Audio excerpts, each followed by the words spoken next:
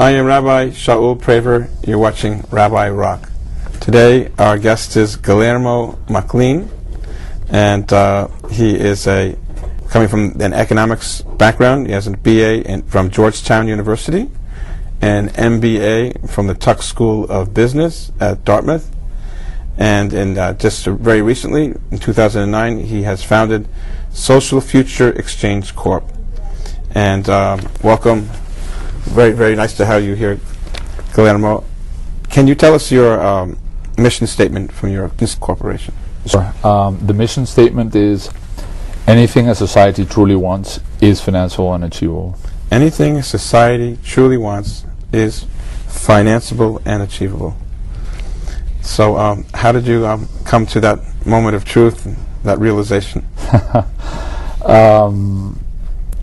It was a long journey, I guess, and one day I'm trying to achieve something in finance. I'm trying to achieve a breakthrough and come up with financial products that will help achieve highly ambitious social goals. And I don't know, I guess I had a bunch of experiences. And I see. I didn't mention you have 16 years of experience in Wall Street. You focused on innovation, merging capital markets concepts with the social world. You were with the Deutsche Bank and Sanford Bernstein as a researcher. So basically, you got paid to think. And I like your thoughts. That's why you're here. So. I got paid to think and to do. And I don't know. I mean, going back to trying to answer your question about how did I come up. It was a long journey, and one day the chairman of a major corporation said to me about a specific topic. He said, "How come we didn't achieve this, or how are we going to achieve it if company XYZ, which was another large corporation, hasn't achieved it? After all, why is it that they haven't achieved it?" And I don't know. I just kept on thinking about the question, and I went back to him and I said, "Listen, I think they didn't really want to achieve it."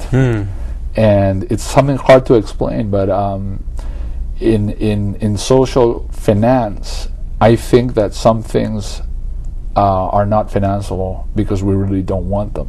Like what?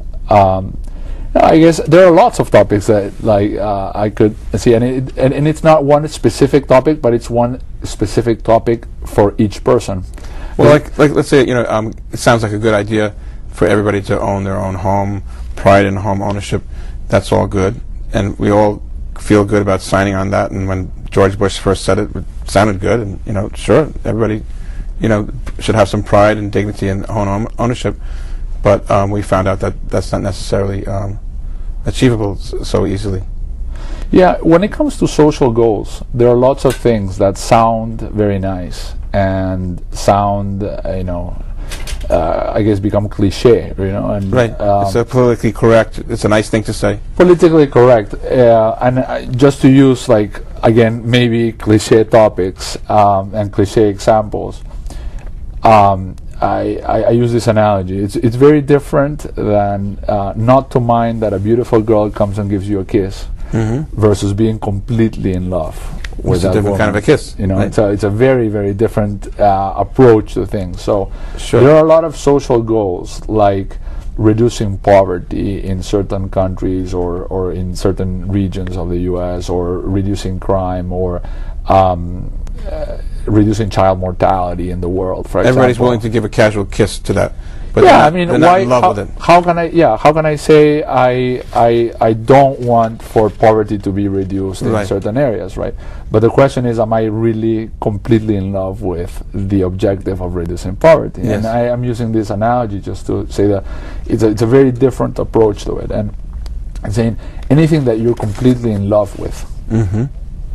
You'll keep on this analogy is financeable. You'll achieve it. If there's a will, there's a way. Yeah, I mean, achieve. There are two steps. One is that we will have to make it at least put resources into it, right, and put major capital and major human resources into it, and then we'll have to figure out what level is achievable. Okay, but there's no excuse if you really are in love with something to put capital and to put resources. And so I guess that's our job, to come up with avenues first is to really have an honest conversation, because this is not a moral issue or trying to judge people. We're saying, listen, let's not distract ourselves with things that we're not in love with, right? Let's try to come up with a conversation on what is it that society truly wants, what is it that you want for your society, and let's measure it, let's define it and measure it, and then let's put capital and let's put human resources into it. Okay, now you describe yourself as a facilitator.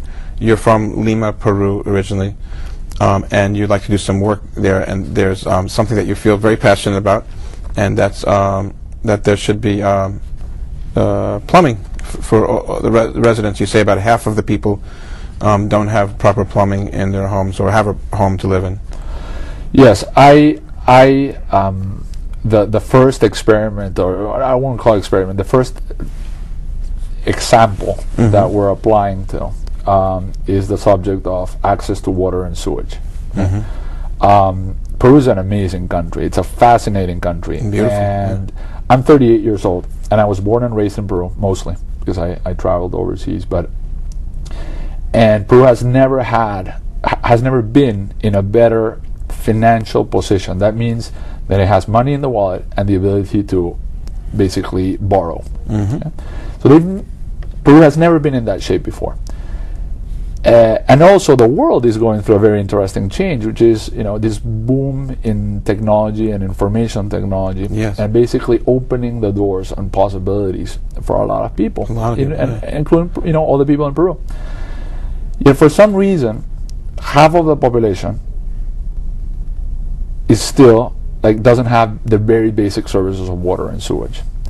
So I am trying to apply the concept of how do we help this happen, and there are lots of things happening, but I think we need to put in more capital and more entrepreneurship into this goal, and this is one of 20 goals that I want to set for the next 2 years. And you believe that the people have that will and that desire? They're in love with having proper flowing water and toiletry? I think people are in love with making Peru, to really see Peru take off. Okay. You have Peru de Primero. Peru Primera, yes. Yeah. Tell us about that. That's a website or a web platform that I created to actually inject that conversation. It's like, what are you in love with in Peru? It's like, how would you describe a first-class Peru? So you're really an entrepreneur. You're reaching out to that population. You want to get them to be in love with your idea and what you're trying to do. I'm reaching out to in Peru in this specific project, reaching out to the population in Peru, asking them, how would you describe what a better or the best Peru in the world would be for you, and use this as a platform of conversation. And it's just a conversation, because we're making it national, and first through the internet and then through radio and hopefully through TV, and just pushing this topic. So you want your pilot program to be in Peru, which is your native country, and then you want to learn the ropes there and be able to export, if you will, this type of thinking and ultimately system of what exactly? Of investment? Correct. So what we're doing is we're proving the concept that it can be done. The only reason I'm not doing it in 20 countries right now is because I don't have the resources to launch it in 20 countries at the same time. But I've done the work that there's a huge unmet need for people to do something. Yet they're not doing something because they don't have the avenues, and so we're trying to create those financial avenues. That's fun. And the reason we decided to do Peru is because I mean there's 20 reasons why we decided to launch it in Peru, aside from the fact that there is a huge opportunity right now to implement it. But as soon as we launch the first project and we prove the concept and the transaction, then we're going to replicate it, and we're actually going to do it in the United States too. So this is a very simple idea, but a very powerful idea. You want to go to the people and find out what their will is, what their interest is, what they're in love with, and then put it in, use your banking and business knowledge, expertise to make it happen. Correct. We're sort of creating this concept that, listen, I mean, you can go to a shop and buy yourself a nice chocolate. You can go to a movie that you really want. You can buy a TV, $1,000 TV. Some people buy. Right. you buy things that you like. Yes. So the question is, I came up with this thought of saying, how can you buy a better world? You're saying like buy yourself a better world, okay? But change it from thinking that this is charity, or I mean, actually, there's nothing wrong with charity. I love charity. It's fantastic. There's a lot of space for generosity in this world, right? Right. But I'm saying there should also be the avenue for you to say, listen, I would buy, if I could buy a better world defined as, less poverty, less child mortality, or whatever it is that I really want, that I can express in terms of social goals that are non-political and non-controversial, where can I buy that, right? There's still the avenue of charity, which is fine. But I'm saying, quite frankly, even though charity, it's quite big in the States, for example, right? Charitable contributions can range anywhere from, depending on which figures you use, $200 to $300 billion a year in the U.S. But believe it or not, I think there would be a lot more if you increase the price and say, like, it's not charity. It's like, I want to buy myself a better world, right? Right. Well, in Judaism, the highest level of charity is employment, giving somebody a job. Correct. Because there's no embarrassment about that. Correct. So its measurement becomes very strange, because I think a lot of companies, a lot of corporations, are buying themselves a better world through different avenues. So what I'm doing, I guess, is trying to create an extra avenue.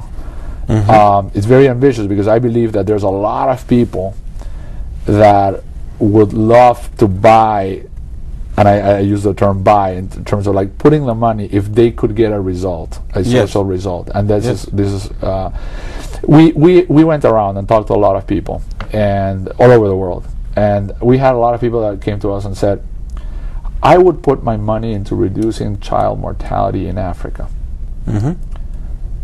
but I hesitate to do it, or I don't do it because blah blah blah. Okay, so I'm trying to erase the because. I'm trying to blah blah blah.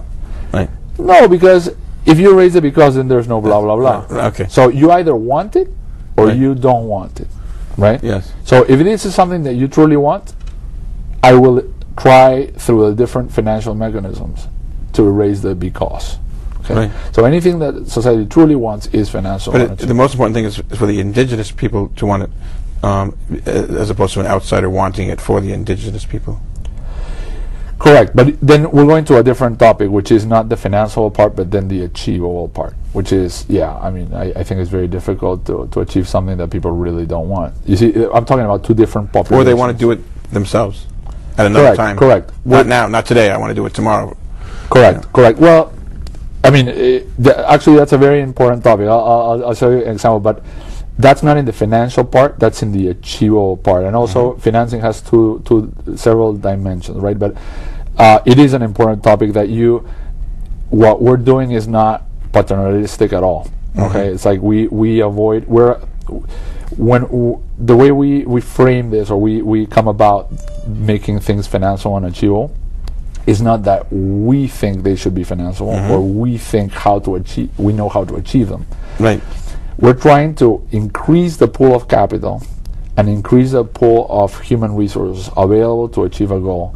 Not that a goal that we defined, but the society defined it by itself. Yes. Okay? Yes. And you're right, and I mentioned this because for me the topic of paternalism is I have to avoid that. You have a passion about that, or something? Yes, because we saw it. I've worked with a lot of social entrepreneurs, and this is just a current topic for us, a very important topic for us, which is the topic of sanitation. Like worldwide, almost 40% of the world population doesn't have a toilet. Yes. And that's not very basic. And a lot of people think that the problem is that, just go and install toilets. Right. And it's not quite so simple, right? No, it's not simple. And the theme of paternalism is kind of recurring in the social world when it comes to education. It's not a matter of building schools and just having buildings. It's not a matter of just giving out toilets or just installing them. Or just essentially throwing money at things, right? Throwing money and throwing money in effective money. So there has to be that social facilitation aspect where, I mean, you know, if you discover what people are truly passionate about, what they want, their, you know, perfect, or, you know, Peru de how do you call it? Peru de primera. Yeah. Yeah, de primera. You know, for it to be premier, you know, to be the highest and best Peru possible. You need to know where the people really want to go. Maybe they don't want some things that they might, or they might want other things that might surprise you. Yeah, no, correct. I just want to make sure that I'm not oversimplifying the whole structure, okay? Because there are different populations we're talking about. When it comes to putting money, we're basically matching capital with social entrepreneurs, to call them something, and then the served population. Okay. Yes. Consumer. So the let's say that when it comes to the poorest of the poor, we're not asking for money from the poorest of the poor. Right. So wealthy people say, listen, if the poor of the poor don't want to be poor, here's some money. Right. Okay.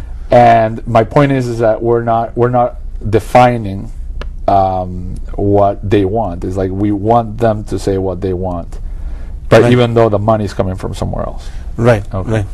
And then they'll be motivated to do things. I've seen this kind of thing in Indian reservations where you know, people throw money at things and build nice things, but it might not. Maybe the people didn't feel that they built it themselves, and they didn't have as much respect for that edifice or that structure. Then had it gone through procedurally, you know, through their own tribal meetings and decisions and stuff, so on and so forth. Correct. No, that's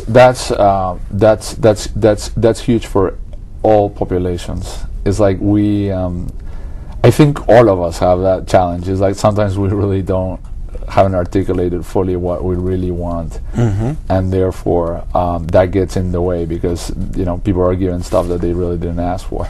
Right. Now your website where we can get more information is S as in Sam, F as in Frank, F as in Frank, X.net. That's correct. It's not an easy one, huh? SFFX.net. And that stands for? It's just Social Futures Exchange. Okay. With 2 F's. Okay. And now I want to talk a little bit about trust in the financial systems and the lack thereof. I gave that example where I have a bank account. I used to live on Long Island. Now I live in Connecticut. So it was the same bank, you know, and I continued on banking, but then I was accruing some kind of a charge because I wasn't doing the banking at the main branch. This goes back many years. And I didn't know about this, and it was accruing like $30 a month. I didn't have to be paying. And but I remember when I first moved to Connecticut, I sat down with my banker, and I said, look, you're in banking, you know all the rules. You know, I'm a rabbi. I know how to be a rabbi. I don't know how to be a banker. So I'm going to ask you to help me find the best plan, the way that I don't want to lose money unnecessarily. So you'll tell me the rules and advise me properly. So he doesn't tell me this. He doesn't tell me that. And then I discover 5 years later that I've accrued all of these extra hidden fees that I certainly didn't know about, and I asked to be informed about. So my trust, you know, went down the tubes, and I felt that they only tell me about things that when I specifically discover, when I learn enough about it, to spend the time, which I don't really have, because I'm agitated by the behavior. So I've learned a little bit, and I said, well, what about that? And they said, oh, yeah, you're right. You could save yourself another $5 by that too. You know, how come you're only telling me about this when you're piecemealing me? You're only telling me one thing at a time. And I'd like to get a refund on that $30 because I came in and asked you to adjust my account appropriately. So I lost trust in the bank. I felt that they were just, you know, robbing me blind. So I left the bank. I'm sure you have a few things to say about that. Sure. I guess we had this sort of conversation or along those lines before. And I guess in my mind I have to separate two things. I don't know how much of this story I told you, but So the Social Futures Exchange is my response, or my response to one of the dilemmas I had in finance, trying to come up with new breakthrough ideas to add value to society, right? And one of them is my venture, the Social Futures Exchange. The other big dilemma that I had when my job was to analyze the future of money management and to say, like, where can we come up with added value services to clients, I still haven't responded. You know, one response was the Social Futures Exchange. That's right now taking my entire life. But there's other things that you're still yet to respond. Thing, I'm still debating. I told you, I don't have a full response to it, which is this essential dilemma, which is there's so much information. We are in a world in which companies know so much about you. They know so much about your kids, right? Right. And I did warn you that you can't be paranoid about this. I'm looking at it very coldly. Okay, I'm not being. Avoiding being paranoid and avoid putting fault on anybody for It's not a conspiracy theory. It's not a conspiracy theory. But the plain fact is that we're in a day and age in which there's so much information. Some companies know more about you than yourself. Okay, it's just that simple in terms of data. And so the key question is, how is that information? When is that information used for you, and when is it used against you? Okay. And it's a very tricky question, okay?